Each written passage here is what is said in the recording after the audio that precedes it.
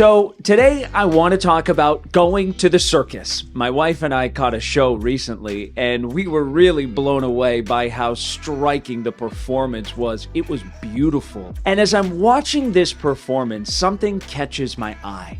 Before every beautiful move, before every striking pose, there's somebody off on the side pulling the rope, making sure that the performer is supported so that they can bring their art to life. And so I'm watching this guy with the rope, and he's going every which way. Before the performer can move, he's got to get in place. And it got me thinking, what if you don't have a guy with the rope? Okay, we're not talking about the circus performance here, right? What if there's just no visuals there to lift up? What do you do? When we see striking visuals, that just screams, I want to do that story, right? It's so beautiful. I have to tell that story. I have to get out my camera. I have to just start recording right now. It's in front of me and I love it. But what about those stories where there are no obvious visuals? Maybe you have an idea for a story, and in your head, there's a concept, but there's just no obvious visuals to support telling that story.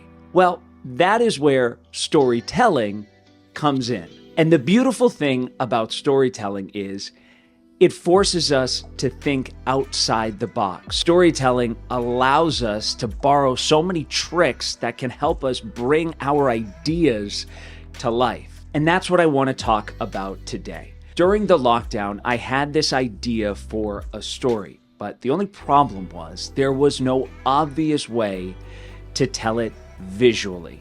So how do you tell stories with no obvious visuals in a visual medium? Well, the answer is you got to get creative. If only life could stay this peaceful. But in the time of COVID, our sense of calm can sometimes feel shattered. A seemingly constant stream of bad news. It's been very isolating. Drilled into our minds. I've had to stay home most of the time. It's enough to make a lot of us just scream. It gives you a really good release. And Brooklyn teacher Chris Gomar wants to hear them all. I was thinking, what would people really respond to? Pandemic was in full swing and so on. And I thought screaming. So he launched a website and a phone number. Welcome. This is just Scream.baby. Inviting anyone and everyone to let out their frustrations. It's such a strange idea. Call in and scream. And it just took off like wildfire. It's been approximately 65,000 screams. 65,000. If it takes off, I think within the realm of 100,000, give or take. You're getting phone calls from all over the world? From all over the world. I mean, in the first couple weeks of the project, it really took off in Russia and Italy. As the virus kept spreading, I think I woke up and it was actually a really good start to my day. Just letting out a big scream. the number of calls kept growing. It was all that I could give. It was a solid 7-second, shrill, terrifying scream. And it felt good. It felt great.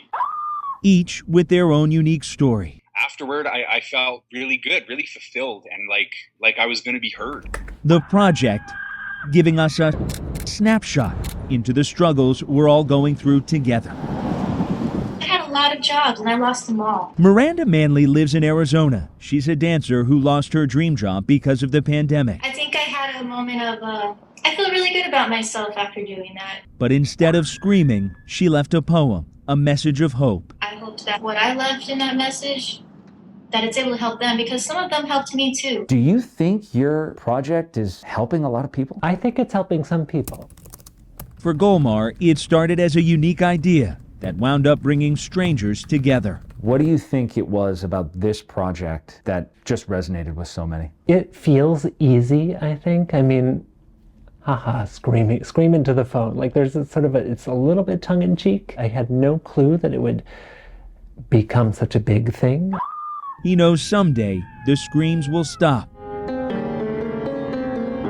and the calm will return. Until then, he'll keep listening.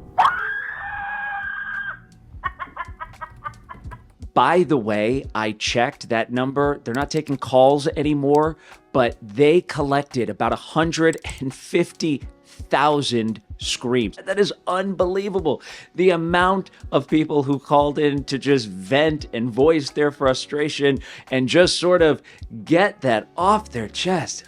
That was a story that I really wanted to tell. And it was a difficult one because how do you tell a story about screaming without really showing screaming? So here's what we ended up doing, okay? We find this guy in a park playing a piano. It's nice, it's relaxing, boom, perfect setup, right? And then we're gonna turn on the viewer. So we drive around town. We're just finding anything that makes noise. This is loud, that's loud. Oh, that would wake me up in the morning if I was trying to sleep in on a Saturday and I hear da, da, da, da, da.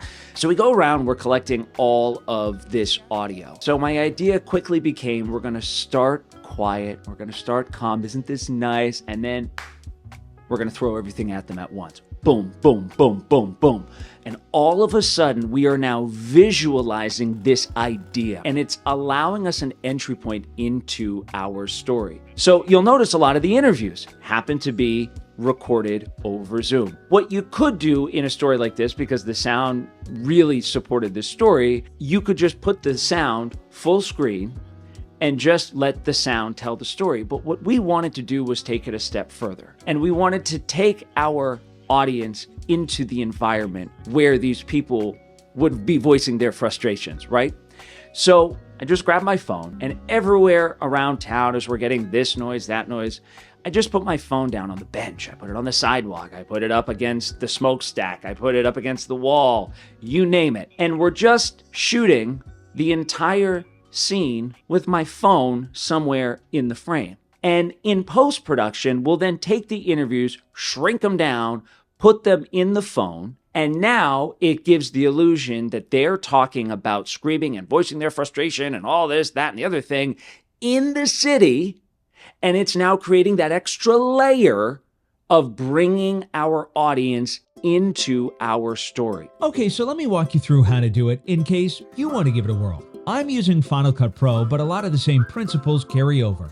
I'll show you 3 different ways, from pretty easy to I can do that to, okay, this one's a little more advanced. For starters, you could just shoot your video with your sound bites already loaded up on your phone. Just edit each clip down individually, give yourself a little pad on the front and the back ends, export it, then Dropbox it to yourself, download it to your phone, boom, you got your shot.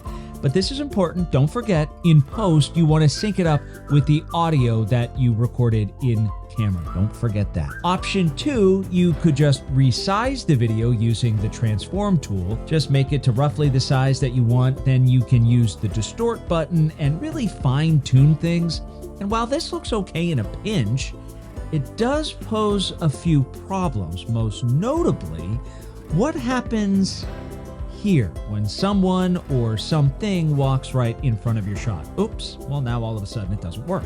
Okay, option 3, and this one's going to require a little bit of patience. You want to add a mask. Smokehead! No, not that mask, a video mask. And nowadays it's getting easier. So let's use the new magnetic mask. You can drag it right over onto your phone, click around where you want the sound to go, then hit Analyze. Now, I can already tell that the computer maybe didn't get the entire area, so you might need to add a second mask just to be sure. Okay, now that we have our masked video, we want to copy it by holding Option, clicking up, and then we want to invert our mask. We'll sandwich our sound in between the two. All right, now it's looking a lot better, but I think we can tweak it even more. So let's try to bring back the edge of the phone. So what I'm gonna do is take the top video and the soundbite, I'm gonna mush them together, and I'm gonna form a compound clip. I'm going to disable the mask on my bottom video. Then on the top layer, I'll add a shape mask. And what I'm trying to do here is basically go back over the area that I want to cut out. I'll use the fall off and the feather just to really get it where I want.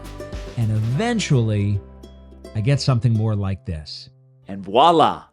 Not bad. So let's rewind here. Remember how this all started, right? This began with, gee, I have an idea for a story. There are just no obvious visuals to support it. What do? Think outside the box. When you think outside the box, it actually becomes a benefit to the way you tell your story. Now you're not just wallpapering this beautiful video that's right in front of you and just letting your audience look at the pictures. You're now walking them and guiding them. You're now showing your audience your story as you're painting it. You're bringing it to life. We not only see it, but we can feel it. And all of a sudden, we took what was a disadvantage and we made it an advantage. So I don't want to hear any more, oh, I don't have any video to tell this story. You know what?